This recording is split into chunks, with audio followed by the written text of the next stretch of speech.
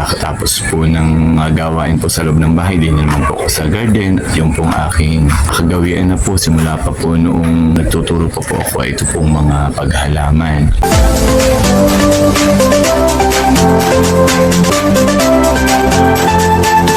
Magandang araw po sa ating lahat. Narito na naman po ako sa garden. Ako po ay video-video, pa-vlog-vlog kasi po natutuwa po ako, nag-enjoy po talaga ako sa pagbablog. Isa po ito sa gusto kong gawin at talaga pong nalilibang po ako. Kaya po sa video po natin sa araw na ito, ipapakita ko po o sasabihin ko po sa inyo bakit po ako nag-enjoy po sa pagbablog. Sana po ay subaybayan po ninyo ang ating pong video at po sakaling may matutunan po kayo. Bago po tayong magsimula, gusto ko po muna kayong kumustahin. Gusto po ang inyong buhay-buhay, po ang pinagkakabalan ninyo. Ako po ay talaga pong pagkatapos po ng gawain po sa loob ng bahay, din naman po ako sa garden. At yung pong aking nakagawian na po simula pa po noong tuturo pa po ako ay ito pong mga paghalaman. Una pong dahilan kung bakit po nag-enjoy na po ako sa pag-vlog ay dahil po natutuwa po akong magbasa ng mga magaganda pong comments, lalo po ng mga tao pong sumusuporta sa akin at na natutuwa, nag-enjoy din sa panonood po ng aking simpleng video. Malaking bagay po sa akin yung naasahan ko pong taong susuporta sa akin ay talaga pong sumusuporta at nagbibigay po ng encouragement na magpatuloy, na nagsasabi po na okay na din daw po kung mag-vlog kahit alam pa naman po sa sarili ko na ay talaga po marami pa po akong kailangang improve, marami pa po akong dapat matutunan, kaya po patuloy po ako nanonood ng mga YouTube videos kung ano po ang dapat gawin para po maging mas maayos po ang paggawa po ng video o ng YouTube video. Ang padalwa po ay nag-i-enjoy po ako sa pagbablog kasi po sa pamagitan po ng aking pagbablog, naipakita ko po din po ang aking po mga simpleng halaman tulad din po ng ibang mga content creator na nagbablog po tungkol sa mga halaman. Natutuwa din po kung panoorin sila, lalo na po ang kanilang halaman. Kaya po nito pong ako po ay naging content creator, simpleng vlogger, ay ako po ay natuwa din pong ipakita din po ang aking po mga simpleng halaman na baka naman po magugustuhan din po ng mga manonood at ma-encourage din po silang magtanim-tanim po ng mga halaman na makaganda po sa kanilang bahay, sa kanilang kapaligiran. At sa pamamagitan po ng aking mga pinakikitang halaman, matutuwa din po silang gayahin, magtanim din po. Sa pamamagitan po noon, mas magiging maayos po at magiging maganda po ang kapaligiran po ng kanilang pamamahay. Ang ikatlo po ay yung pong nakikita po ng mga viewers, subscribers ko po at mga tao pong mga malalapit po din sa bahay. Aking pong mga binibenta pong halaman. So pag nakita po nila, tutuwa po sila o magkakagusto po silang bumili. Posible po silang sumaglit po din sa bahay at yun po ay nangyayari. Kaya po kahit po paano, wala man pong first pa ng pagkakaperaan ay alin pong mga halaman ko. Minsan po ay pagbenta po ng marami-rami, minsan naman po ay dan lang ay okay na po yun, at least po ay may napasok po akong budget. At ang isa pong advantage pag po naman sila'y napasaglit din sa bahay at bumili, napapakusapin ko po sila o nag-aas po ako sa kanila ng support na panoorin po ang aking video. Nalalaman po nila na ako po ay may YouTube video ay sila po ay nagsusubscribe. So nakakatawa din nga po pag nagbablog kasi nga po yun po nakikita po ang inyong mga ginagawa ay nagkaka-interest din po sila kahit papaano.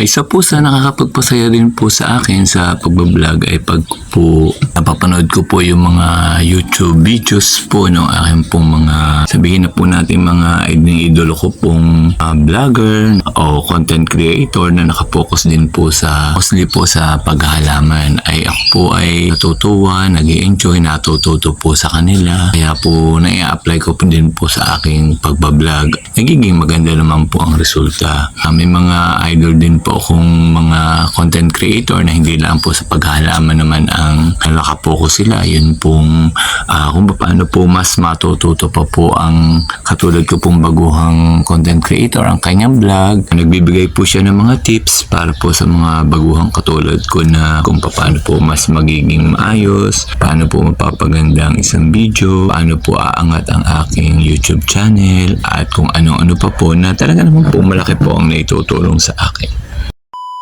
Masarap din pong mag-vlog pag po ang ipakikita pong mga halaman ay magugustuhan na ang makakapanood at pupunta po din para bilhin, lalo na po yung aking pong bibili pong strawberry. Marami na din po akong pinagbibiling strawberry, marami din pong bumili. So far po, ang pinakamarami po din yung binibiling halaman ay pothos, cactus po at saka strawberry. Katuwa po rin na may nare-receive po akong message sa aking mga samaang guro na bumili na napabunga nila yung kanilang biniling strawberry, kaya nakakatuwa po.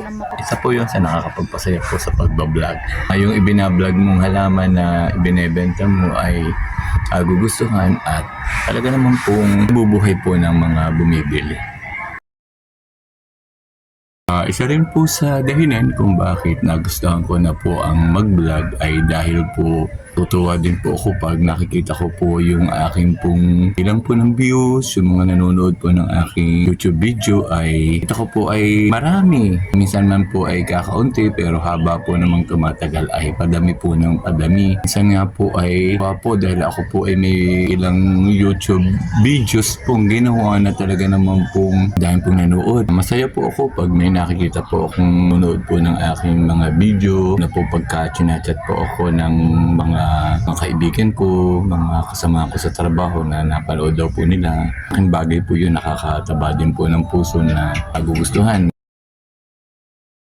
Marami po ang nagtatanong kung yun daw pong aking YouTube video o ito pong aking YouTube channel ay monetize na daw po. Sabi ko, paulit-ulit ko pong sinasabi na ang bablog ay hindi po ganun kadali. Talaga pong bibilang ng taon, lalo't kung hindi ka po talaga kilalang tao. Depende po yun sa iyong vlog. Pero sabi ko nga po, hindi ko naman po pinupukusang masyado yung tungkol po sa kumita. Ako po ay nag-vlog kasi po talaga po simula po nung panood ko po yung aking mga paborito pong mga content creators na ang kanila pong focus ay sa paghalaman. Talaga pong naisip po pong gusto ko rin pong gayahin. Yun po talaga ang aking target. Sa tingin ko po, may guardian naman din po kung kahit paano po ay pwede po ding ipakita sa tao para pong nahikayat po ako sa galing po nila. Hindi man po ako ganun katulad nila sa husay sa paggawa ng video. Naisip kong sakali kayanin ko. Kaya po vlog po din ako. Kung tungkol po sa monetization na mamamonetize na po itong channel ko, hindi ko po yun talaga pinag-iisip. Ang una pong isip ko noon ay talagang ang makapag-vlog.